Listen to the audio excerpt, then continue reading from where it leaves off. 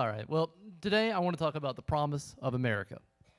So I know we just celebrated the 4th of July, and I'm still in a very celebratory mood for feeling a little patriotic today. So I'm going to start out. Francis Ford Coppola's 1972 classic, The Godfather, starts with an undertaker, Bonacera, saying, "I believe in America." He goes on to talk about his experience immigrating into the U.S.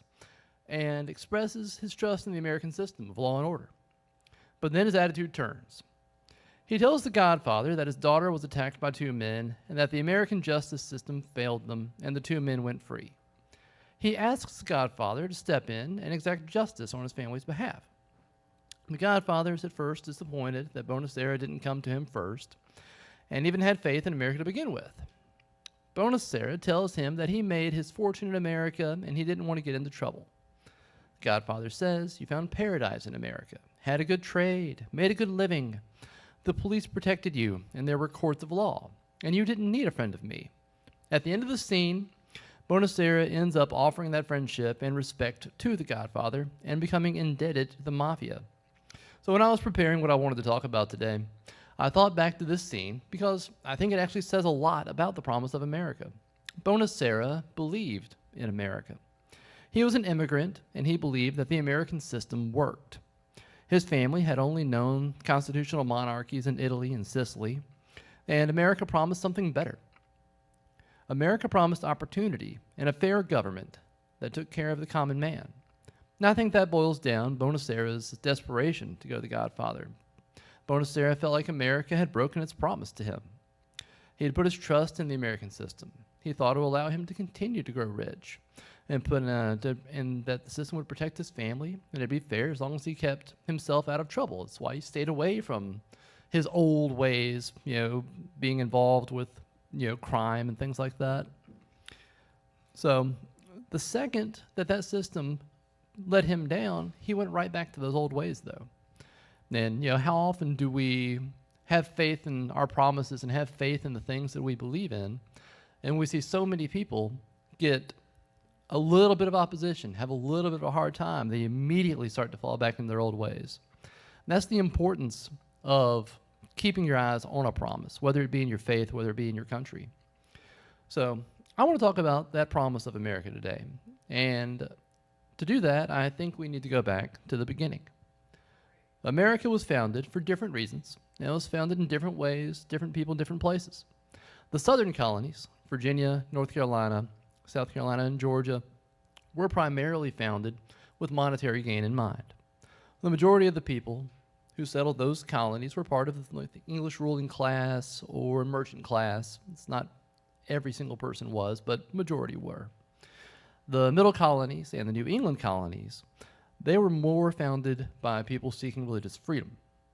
The Puritans, Catholics, Quakers, they were being oppressed by England during this time and had been oppressed for years prior to this. And those two different beginnings would continue to cause divisions and problems throughout our country, even up until today. You had this very agrarian, very aristocratic system in the South, and you had a very industrial, more striving toward modernity and a little bit more of a faith-based system in the New England colonies. So all of this comes from something that's called American Studies. American Studies was something that didn't even exist before the 20th century. And one of the fathers of that line of study was Perry Miller. Miller was an Illinois native, and he decided to dedicate his life to defining the character and the meaning of America while he was working in Africa unloading oil drums. During his research in the 1950s, he chanced upon a sermon that one of the founders of the Massachusetts Bay Colony, John Winthrop, gave. Now, when you all think about the promise of America, American character, documents that kind of define what our country is, we think about a few things. We think about the Declaration of Independence. We think about the Gettysburg Address. And we think about this speech. It's called the Model of Christian Charity, given in December of 1630. And here's something interesting to think about, and something I love about American Studies, is when you start studying where the mythology that we almost have in this country comes from, you find out that a lot of things were not even solidified until even the 20th century. Before Perry Miller rediscovered this speech, no one even knew about the model of Christian charity speech. And now it's one of the most famous speeches that helped define American history, and it's seen as a cornerstone of how we see the promise of America. Now, what drew Miller to this sermon was the fact that Winthrop was presenting the idea of a society that had a chance to influence the rest of the world, and that the world would be watching. Miller wrote that a society that is both clear and articulate about its intentions is something of a rarity in modern history. Miller lectured that most of the nations of Europe and Asia grew up by chance and by accident, either of geography or politics.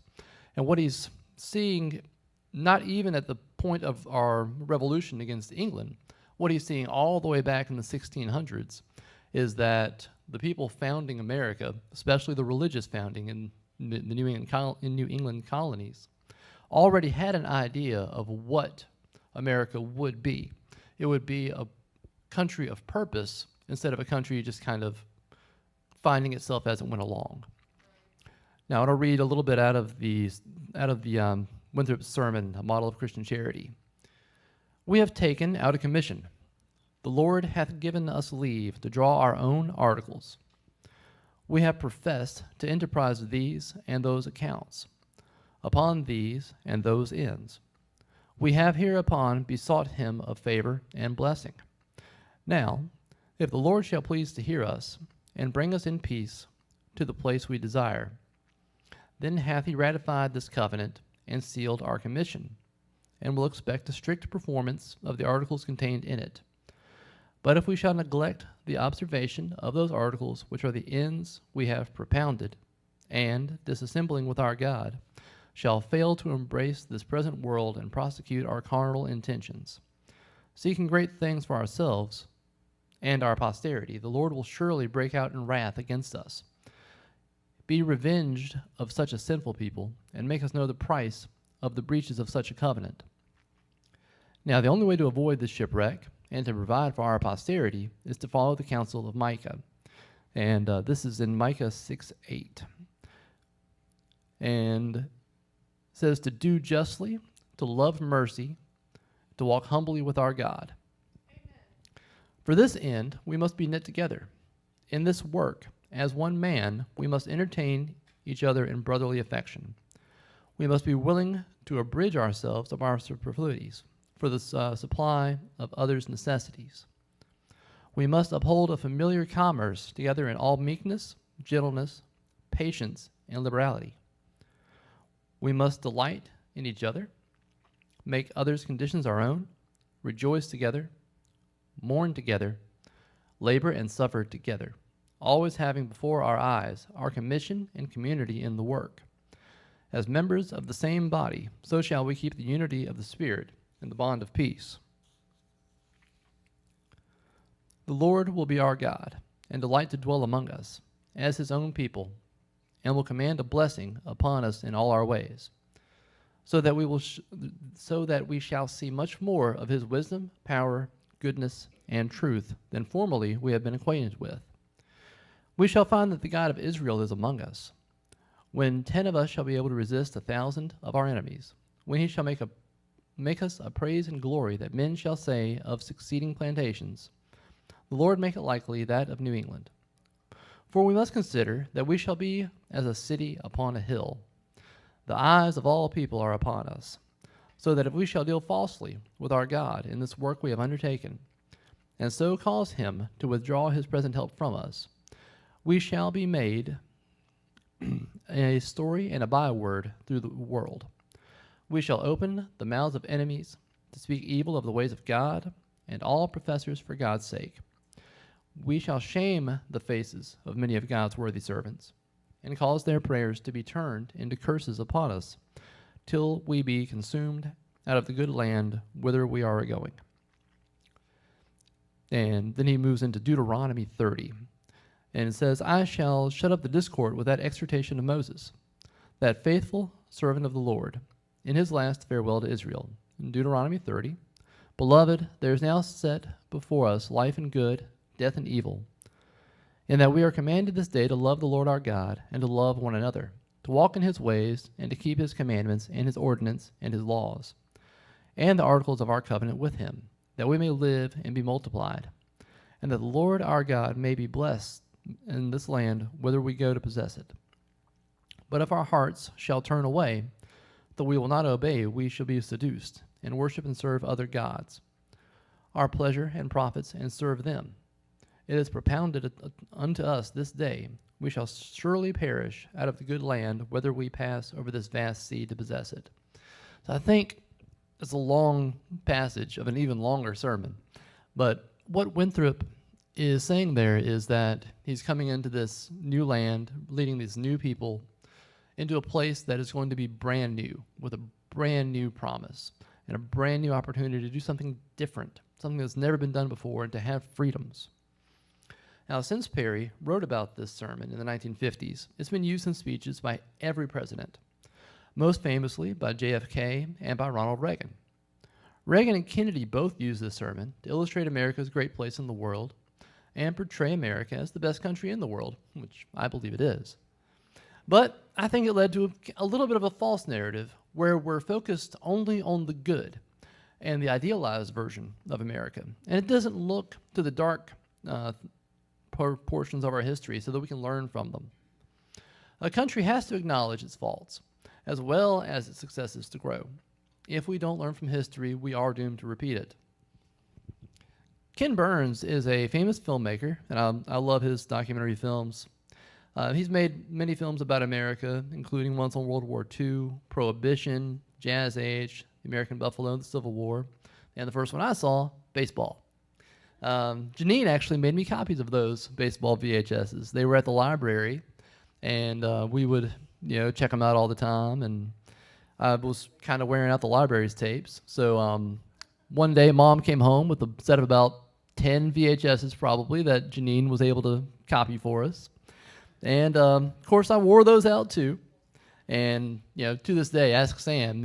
If I need to relax or if I'm just kind of chilling out, there's probably going to be a Ken Burns documentary playing in the house. So Burns said something that really resonated with me to the Washington Post a few years ago.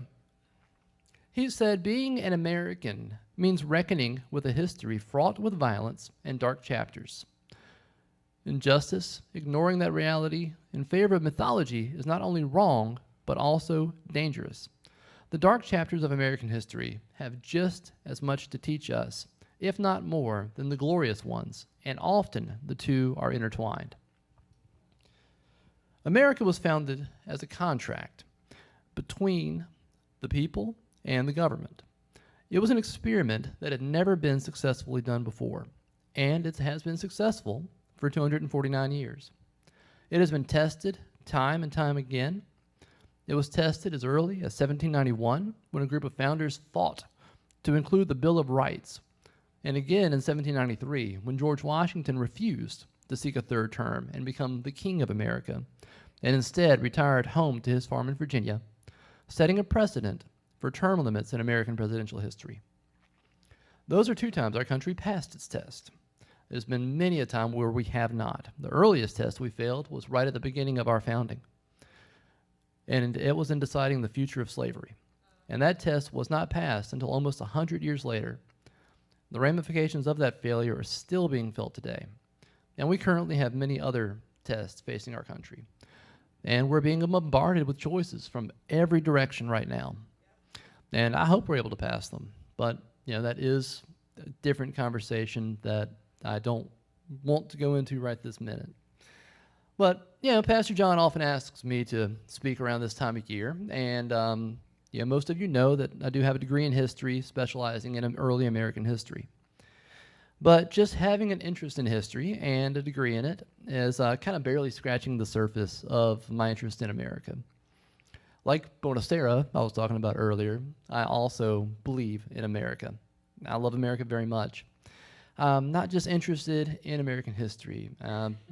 Love this country. I love the land. I love the people. And most of all, I love that promise of America. Both of my grandfathers fought in World War II. They're very patriotic. And my mom's family always celebrated the 4th of July. We'd have picnics. We'd go up to Rock Castle and Rocky Knob and have picnics up there. And one thing my grandma always loved, and my grandpa Joyce, is they loved Johnny Cash's song, or kind of almost a poem, The Ragged Old Flag. And Johnny Cash in the 60s decided to be the man in black. He wore an all-black suit for a long time. And that was kind of a counter-protest to all the other crazy stuff that was going on in the country. Because as much as he knew that there was division and there were problems in America in the 60s, which was some of those ramifications I talked about all the way back to our founders not knocking out slavery immediately and having that almost hypocrisy of all men are created equal when you have millions of people in slavery. Johnny Cash wrote this song, The Ragged Old Flag. And since I haven't gotten to read it at a family picnic in a long time, I'm going to do it now and put you all through it. So it says, I walked through a county courthouse square. On a park bench, an old man was sitting there. I said, your old courthouse is kind of run down. He said, nah, it'll do for our little town. I said, your old flagpole has leaned a little bit, and that's a ragged old flag you got hanging on it. He said, have a seat, and I sat down. Is this the first time you've been to our little old town? And I said, I think it is. He said, I don't like to brag, but we're kind of proud of that ragged old flag. You see, we got a little hole in that flag there when Washington took it across the Delaware. And it got powder burned the night Francis Scott Key sat watching it, writing Say Can You See. And it got a bad rip in New Orleans when Peckingham and Jackson tugging at the seams. And it almost fell at the Alamo beside the Texas flag. But she waved on, though. She got cut with a sword at Chancellorsville, and she got cut again at Shiloh Hill. There was Robert E. Lee, Beauregard, and Bragg, and the south wind blew hard on that ragged old flag. On Flanders Field in World War I, she got a big hole from a Bertha gun. She turned blood red in World War II. She hung limp and low a time or two. She was in Korea and Vietnam. She went where she was sent by Uncle Sam. She waved from our ships upon the briny foam, and now they've about quit waving her back there at home. In her own good land, she's been abused. She's been burned, dishonored, denied, and refused. And the government for which she stands is scandalized throughout the land. And she's getting threadbare and wearing thin. But she's in good shape for the shape she's in, because she's been through the fire before, and I believe that she can take a whole lot more. So we raise her up every morning, we take her down every night. We don't let her touch the ground, and we fold her up right. On second thought, I do like to brag, because I'm mighty proud of that ragged old flag. I love that. So, growing up, some of y'all that have known me my whole life know I was always had a little few different interests when I was a kid. So I wasn't watching just the usual cartoons. I usually knew a little bit too much history than a 5 or 6 year old should. But my favorite cartoons weren't always Looney Tunes and Scooby-Doo and things like that. My favorite cartoons were Peanuts when the Constitutional Convention, and the Mayflower and the First Thanksgiving. My favorite movies when I was a kid were April Morning. It's Tommy Lee Jones about the Battle of Lexington and Concord. And it was Alamo with John Wayne. And another one of my favorite cartoons was one called Capital Critters. I don't know if any of the folks my age remember that at all. It was a little cartoon about mice running around and underneath Washington, D.C. and taught us lessons about government and things like that. But, those were my little interests. But, most of my ancestors settled in the southern colonies. And like I said earlier, you can't put every person into one set place. And not all of my southern family settled here for monetary and personal gain. The first Pendletons in Virginia, Philip and Nathaniel, came to Virginia from England in 1674. Nathaniel was a pastor and Philip was a teacher. And yes, I realize the irony that my ancestors were pastors and teachers. Unfortunately, Nathaniel passed away not long after arriving in Virginia, and Philip left to accompany his brother's body, but then he came back after the burial. He married Isabella Hurt, and they began one of the more prominent Virginia families. Philip passed away in 1721, the same year that his grandson, my seventh great uncle Edmund Pendleton, was born. My grandfather, back to that generation, James, was the oldest son of Philip's son Henry. He had been born in 1702, and his son Philip served in the Revolution. James and his descendants were overshadowed by the immense character of James's little brother Edmund. Edmund Pendleton was 19 years younger than his brother James, but became the giant of the Pendleton family. Edmund became a close friend of George Washington and James Madison. He was the president of the Virginia Convention of 1776 that drafted the Virginia Resolution of Independence. He helped to revise Virginia's laws and was the first Speaker of the House of Delegates with Thomas Jefferson and George Wythe. Edmund was elected as the president of the Virginia Convention to ratify the Constitution. And while presiding over that, he wrote, "I am an advocate for fixing our government on true Republican principles, giving to the poor man free liberty in his person and property. Whether a man be great or small, he is equally dear to me." George Washington wanted to appoint him to the Supreme Court, but his health was failing, and he abstained and stayed in the Virginia court system as a judge. My mother's side, it's the Joyce family. The Joyces weren't quite as prominent as Edmund Pendleton was, but they were also a major fixture in the founding of the country. The Joyce family is an ancestral family from Scotland that fled to America for religious freedom as Presbyterians. The first Joyces were also two brothers, Thomas and Alexander. They came to Virginia in the late 1740s. They settled in Louisa County, but they did not come for that monetary gain. They were Ulster Scots who immigrated from County Donegal in Ireland. And the Ulster Scots were people of Scottish heritage that had moved to Ireland in the early 1700s. And like I said, they were Presbyterians, which made them dissenters from the established Church of England. Thomas and Alexander left Ireland and settled in Louisa County, Virginia, but because of their dissenting religious views and a law that had gone into effect in 1747 from Governor William Gooch, he had issued a proclamation that forbid anyone from assisting Presbyterians and Methodists.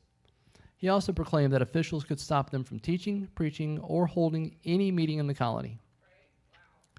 So at that point, my family's come into the country for a couple of reasons. You know, the Pendleton family came more for that monetary gain. They became a huge family. My Joyce family was, escaping religious persecution and still found some even here in the early part of America. So after the Joyces were able to get connected with two founding members of the Presbyterian Church in Virginia, Samuel Morris and John Caldwell.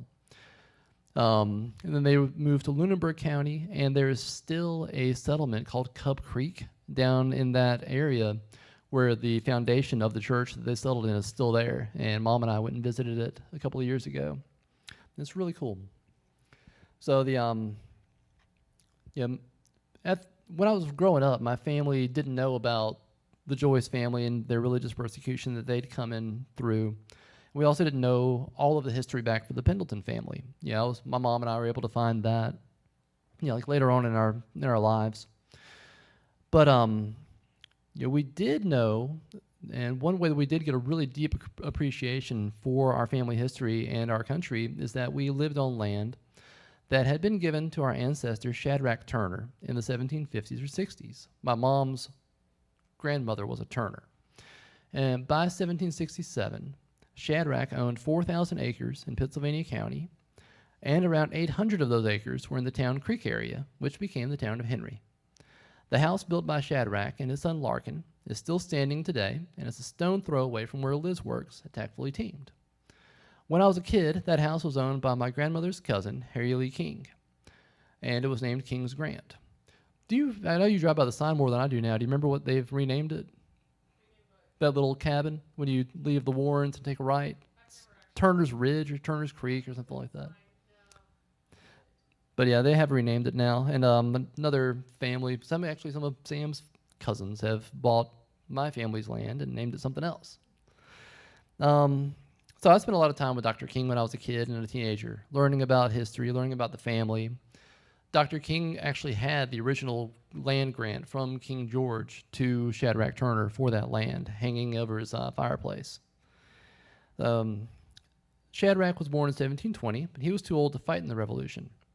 But he was still considered a patriot because he was able to give aid to the Revolution. And his son, my fifth great-grandfather, William, was a private in the Revolutionary Army. So growing up on land that my family lived on for 200 years gave me a deep appreciation, not only for history, but for the land. And I think even the land of America is part of the promise of our country. And you hear about, people, Lewis and Clark expedition, traveling out through the country, seeing how beautiful America is. And then you have one of our most famous patriotic songs is America the Beautiful. And that was written by a Massachusetts professor who was traveling west to go teach at a college in Colorado. And there's lines in there about talking about the amber waves of grain, purple mountains' majesty above the fruited plain. Talking about the beautiful patriot dream, seeing beyond the years. It's still showing, this is written in 1909. It's still showing that, vision that people have, that promise of America and how beautiful our country is and how much of a dream America is to people. So, as I grew up, those two passions for history and for the physical land of our country only grew stronger. And the Turner side of my family wasn't the only branch of my family that fought in the American Revolution. I've done a lot of research and found out I have 13 direct grandfathers that were either soldiers or gave aid to the American Revolution. Now, I'm not going to go into all of them, but I do want to talk about one more. It's on my dad's side. His mother was a Johnson, and the story of James Johnston is my absolute favorite Revolutionary ancestor. Because, Edmund Pendleton's really cool, but he was an uncle. This is my direct grandfather. James Johnston was in the Continental Army. He volunteered in November of 1776. And by May of 1777, he was chosen to be part of the Commander-in-Chief's Guard, George Washington's Life's Guard. He was George Washington's bodyguard. So this small detachment of men were hand-selected by their commanding officers to protect the life of George Washington, along with the Continental Army's money supply and official documents that traveled along with Washington. In the summer of 1777, Washington was stationed in New Jersey, and when a young man by the name of the Marquis de Lafayette joined Washington to offer his expertise and French support. Johnston would come to admire Lafayette, just as Washington did. In Johnston fought under Lafayette at the Battle of Brandywine in September of 1777, and Lafayette was wounded during that battle. So Washington sent a small detachment of men that included Johnston to escort and stay with Lafayette while he recovered in Bethlehem. There's actually a painting I want to go see in the town of Bethlehem, Pennsylvania, of Lafayette recovering there. Now I've got to, we won't know which one was James Johnston, but I'll have to imagine that was him.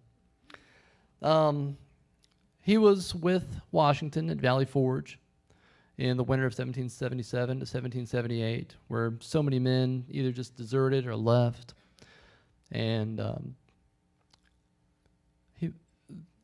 after a series of skirmishes in the spring of 1778, Johnston joined up with Colonel Daniel Morgan and became a sergeant in the Virginia line of cavalry after he left the Life Guards.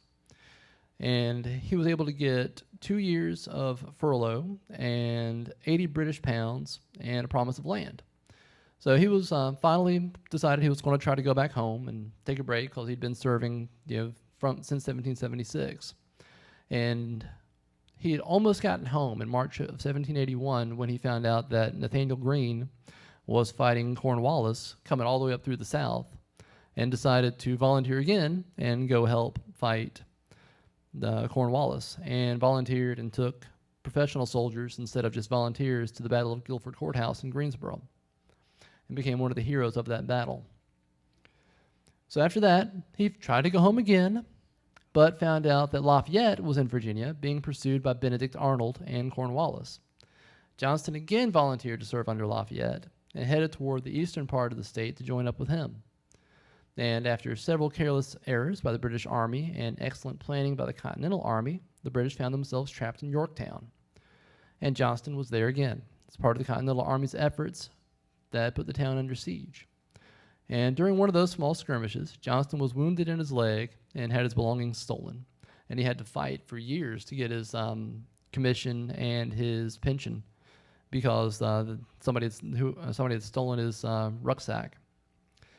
But that, I just wanted to go through just a little bit of my, family's history and kind of illustrate why I talk about the country so much, why I talk about America so much, and why it means so much to me. It's intertwined in my faith and in everything that I am, and why I'll often be a little bit more critical of the country than some people would be, because I want it to fulfill its promise, and I want it to be the best country that it can be.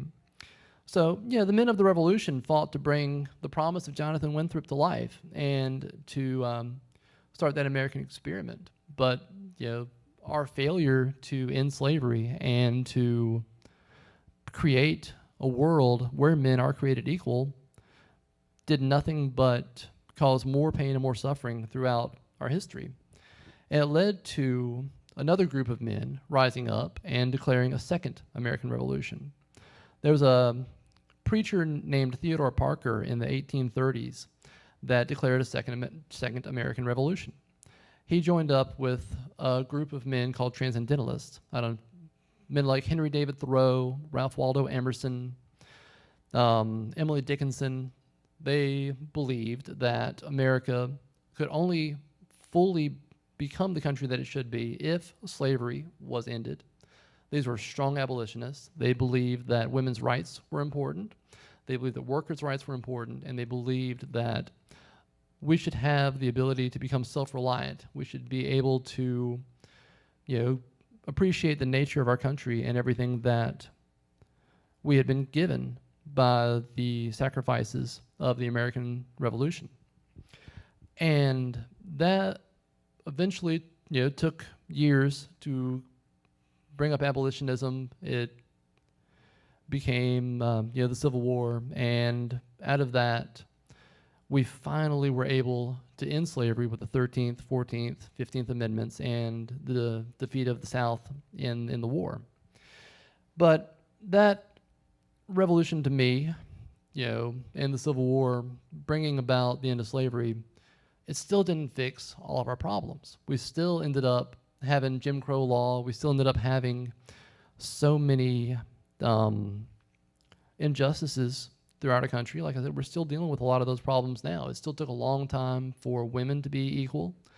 It took a long time for there to be less discrepancies in classes and more protections for workers and people like that.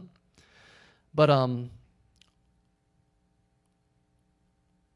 another failure that I saw in the research I've done in our country was in Western expansion. And one of my favorite presidents is Theodore Roosevelt. And he supported that love of nature. He supported using nature correctly, but still taking care of the land. And one thing that's used when people talk about Western expansion in America is they talk about and misuse a verse in Genesis. It's Genesis 1:28. And it says, "And God blessed them, and God said to them, Be fruitful and multiply, and fill the earth and subdue it, and have dominion over the fish of the sea, and over the birds of the heavens, and over every living thing that moves on the earth." That word dominion it can be taken out of context. Buffalo Bill, when he's shooting thousands of buffalo across the plain and leaving them there to rot and not using them correctly, used that to justify what he was doing. And it was used to justify one of the other greatest failures of the American promise that we've had in this country, and that was the removal of Native Americans from where they lived and putting them on reservations and destroying entire cultures. And, we still have Native peoples on reservations now. They still don't have the rights that they should have now. And, it's 2025, and we still have not fully realized what I think Jonathan Winthrop saw as an American dream and an American promise.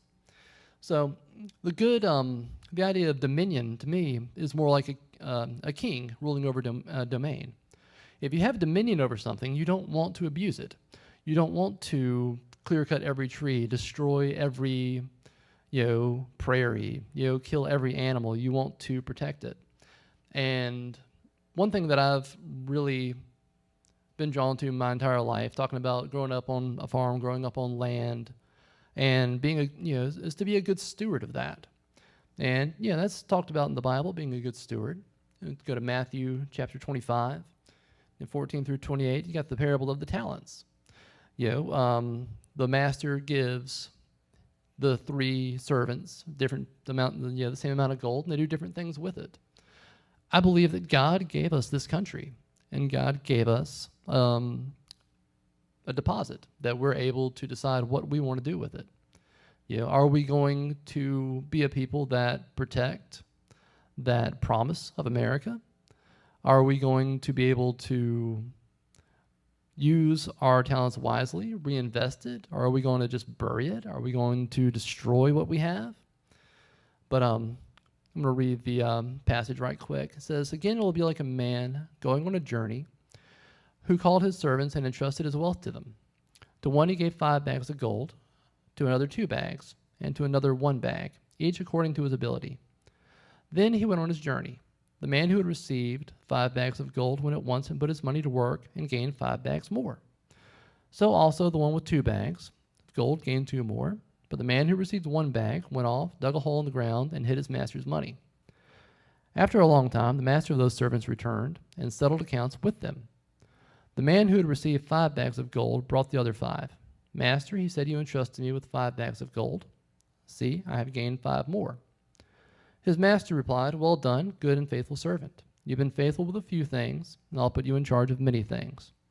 Come and share your master's happiness.' The man with 2 bags of gold also came. 'Master,' he said, 'you entrusted me with 2 bags of gold. See, I've gained 2 more.' And his master replied, 'Well done, good and faithful servant. You've been faithful with a few things. I'll put you in charge of many things. Come and share your master's happiness.' Then the man who had received 1 bag of gold came. 'Master,' he said, 'I knew that you were a hard man, harvesting where you have not sown and gathering where you have not scattered seed. So I was afraid and went out and hid your gold in the ground. See, here's what belongs to you.' His master replied, 'You wicked and lazy servant. So you knew that I harvest where I have not sown and gather where I have not scattered seed. Well then, you should have put my money on deposit with the bankers, so that when I returned, I would have received it back with interest. So take the bag of gold from him and give it to the one who has 10 bags. For whoever is will be given more, and they will have an abundance. Whoever does not have, even what they have will be taken from them. And throw that worthless servant outside into the darkness, and there will be weeping and gnashing of teeth.'" So, like I said, I feel like we can look at that and we can think about the idea of having dominion over land and having the promise of America.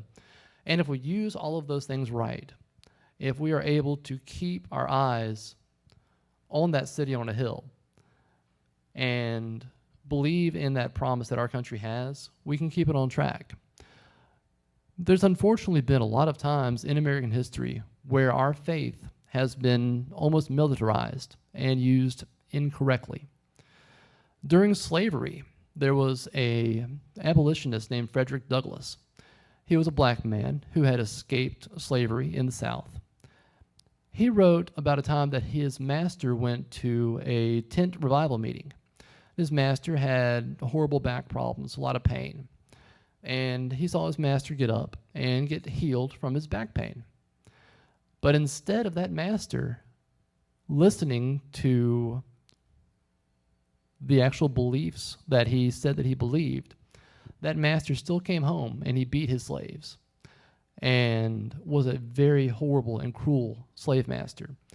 I know and that slave master was able to justify what he did by misusing the Bible, talking about that slaves should be, loyal to their masters, that they shouldn't, they should always do what they're told and be happy in their place. Those verses in the Bible and our faith was used to propagate slavery. And the Bible and misusing Scripture has been used many times to sometimes do wrong instead of right. And we have to be really, really cognizant of when we see that kind of thing happening. That's why we have a country that was not founded simply as a Christian nation. George Washington actually said that we are not founded as a Christian nation. We're founded as a nation with religious freedom. I believe that we are supposed to use our religious freedom to influence our country and to have a Christian country, because we all know that the Christian way of life is the best way to live. And I will never apologize for that. Like, I may have, different ideas about using my faith in politics or in things like that, but I'll never say that it should not be the thing that guides us. We should be that city on a hill. We should be able to look back to things like Jonathan Winthrop's speech and see the kind of country that we want to be able to see that light that we're supposed to be. After the American Revolution, revolutions broke out in Europe because they saw us as an example. There were revolutions in Europe all the way from 1789 until about 1850. And those revolutions were spurred on by what we did. But we were so focused on the peculiar institution that was slavery and the problems that we were having in our own country that we didn't fix when we started, that we weren't able to be that city on a hill.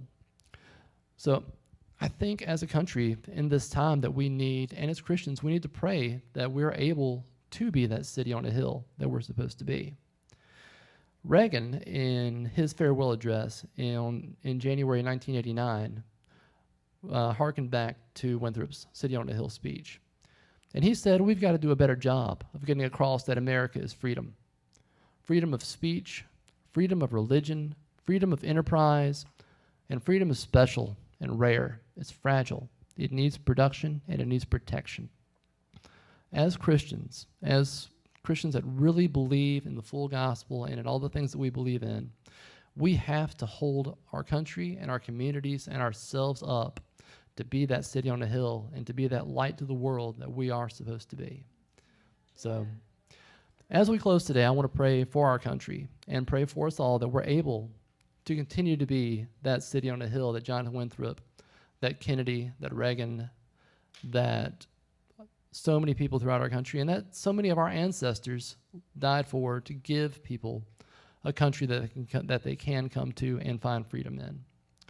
So Lord God, continue to help us and to work in the Holy Spirit through us to be the best America that we can be and to be the best Christians that we can be and the best people that we can be. Let us be a light in the darkness. Let us be that city on a hill that you wanted us to be, God. And help us pray for our leaders and to not always worry and be upset about things going on in the country. Let us continue to have faith that your hand is on our country and always has been on our country. And we will continue to be blessed as long as we're able to be that city on a hill. And go with us today and protect us in our week, Lord. Let us continue to be closer to you. In Jesus' name, amen.